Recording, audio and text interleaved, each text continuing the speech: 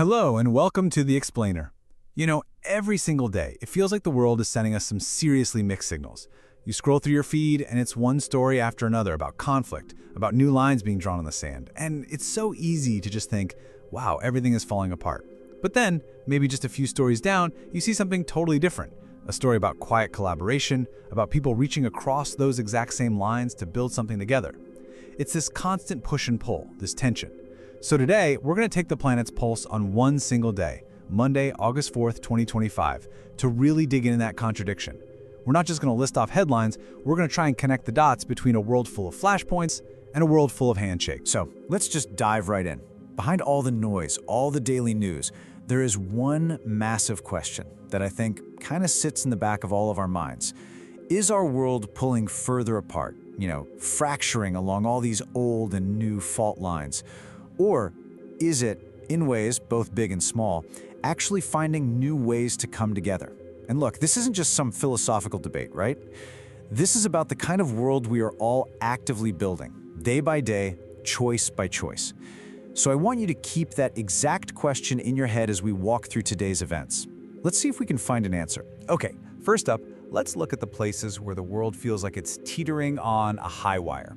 We're talking about the flashpoints, those geopolitical tripwires where one single, what might seem like a small action, can set off a chain reaction with totally explosive and unpredictable consequences.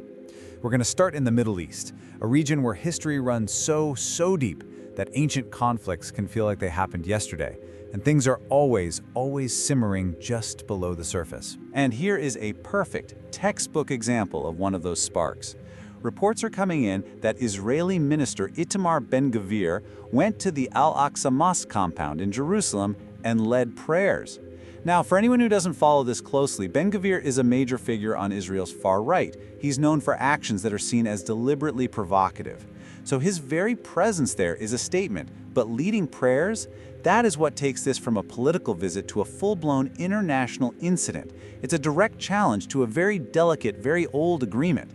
And the reaction was immediate and furious. Jordan, Saudi Arabia, the Palestinian Authority, they all came out swinging, warning that this isn't just some political stunt. No, they see it as a dangerous religious provocation that could ignite the entire region. To really get why this is such a big deal, you have to understand this thing called the Al-Aqsa status quo. It's this fragile, often unwritten understanding that governs one of the most contested, most sacred pieces of land on the entire planet. For Muslims, it's the Haram al-Sharif, their third holiest site. It's where you find the Al-Aqsa Mosque and the Dome of the Rock. For Jews, it is the Temple Mount, the absolute holiest site in Judaism, where the first and second temples once stood. The status quo, which has been more or less in place for decades, is simple on paper but incredibly complicated in reality. It says non-Muslims, including Jews, can visit the site, but, and this is the crucial part, they are explicitly forbidden from praying there. So when Mr. Ben-Gvir prays, it's seen as a deliberate move to tear up that rulebook to single-handedly change the game.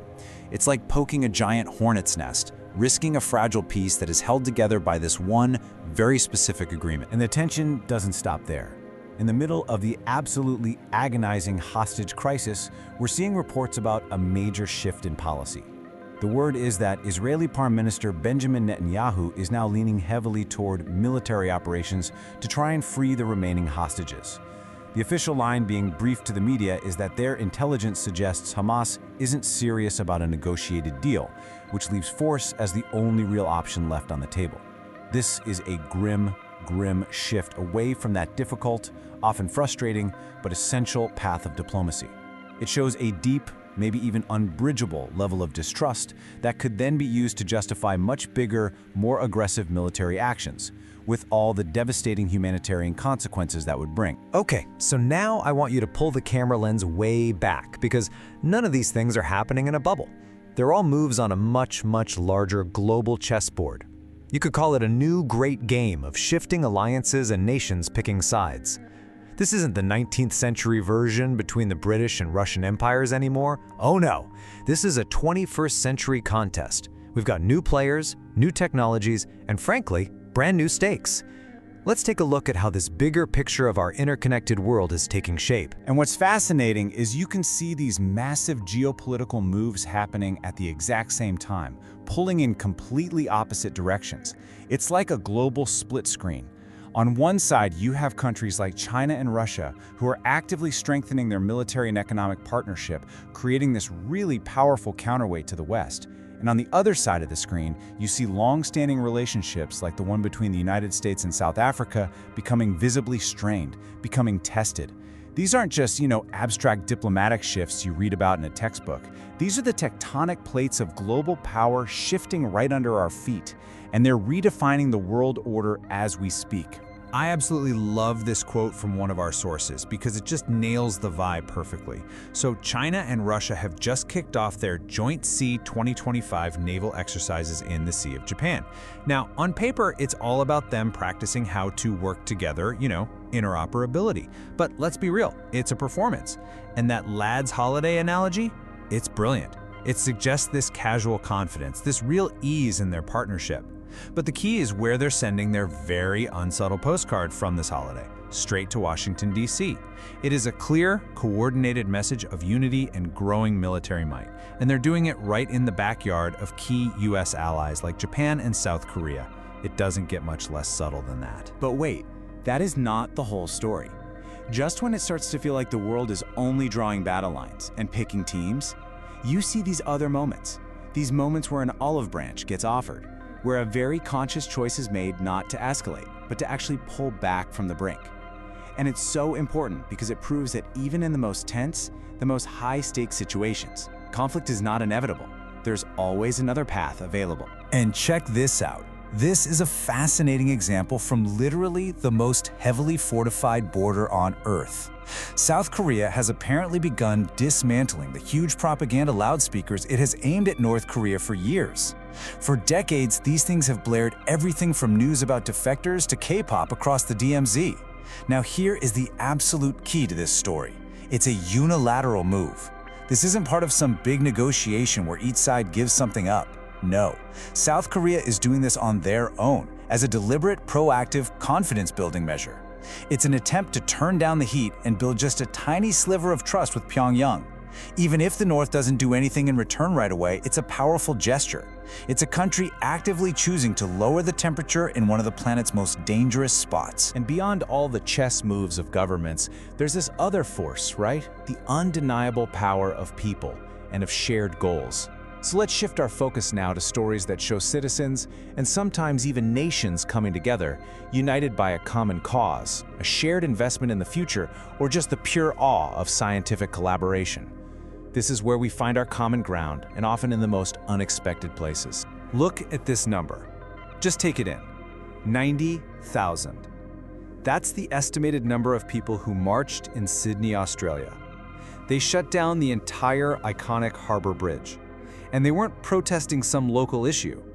They were marching to demand attention for the humanitarian crisis happening in Gaza, thousands of miles away. I mean, that is just a stunning display of global citizenship. It shows how a conflict on the other side of the planet can resonate so deeply that it brings a major world city to a complete standstill.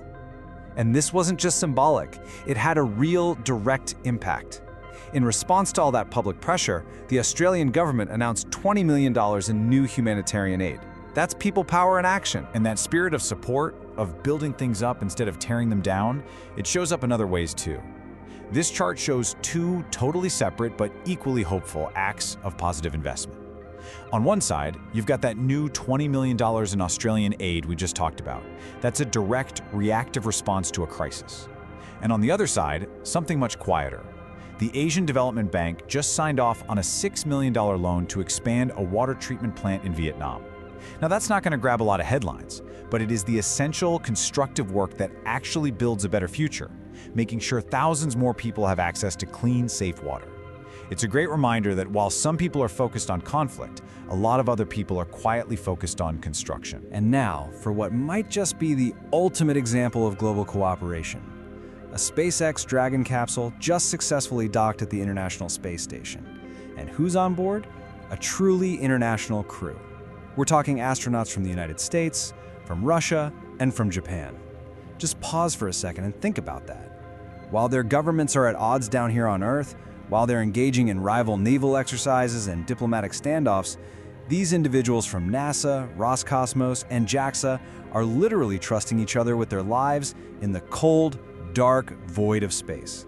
They're doing it for science, for exploration, on a station that's been a symbol of peace, continuously occupied by a rotating international crew for more than 2 decades. It's incredible. And this quote just says it all, doesn't it? It perfectly captures what astronauts call the overview effect. It's this cognitive shift, this change in awareness that happens when they see Earth from orbit. When you are looking down at our planet, this single, beautiful, fragile blue marble floating in the darkness, the borders just disappear. The arguments, the political games, the squabbles, they suddenly seem so small, so incredibly petty.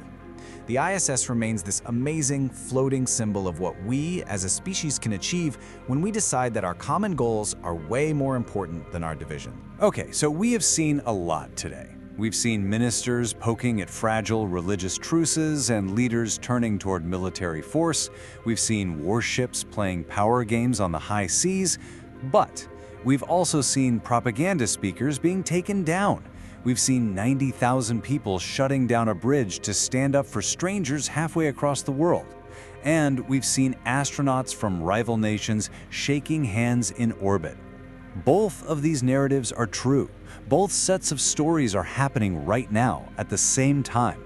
The world is both pulling apart and coming together simultaneously. And that brings us right back to our very first question, but maybe framed in a new way now. Every single story we looked at today was about one of 2 things.